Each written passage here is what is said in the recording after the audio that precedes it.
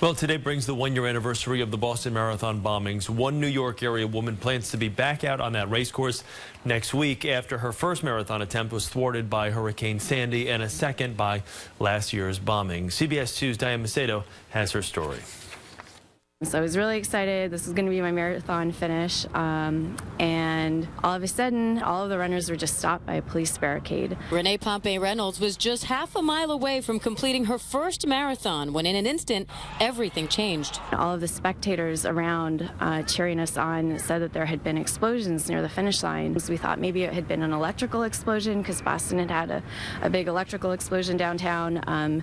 So for, I would say, like a good 15 minutes, we thought maybe we'd be able to finish. But word soon spread that two bombs exploded in the same area where Renee's husband and sister were waiting. You're at the height of exhaustion and excited about to be finishing your marathon, and to know that your loved ones might be in danger was very traumatic. With phone lines jammed, the three tried desperately to get a hold of each other, to no avail. Hi, sweetheart, it's me. I'm at the corner of Boylston and Hannaford. Please give me a call as soon as you get this. Please, please, please. I love you. Please give me a call. Spectators were leaning over the grails and handing people their cell phones. This one girl gave me her coat. You could really sense the city come together. Eventually, Renee found her sister and husband both unharmed. Looking back, she says she's still filled with emotion. I feel really angry that race was taken away from so many people, that day that's supposed to be a happy day celebrating the human spirit was turned into a day of tragedy. Still, Renee returned to New York last fall and finally completed her first marathon. And it is the most incredible experience.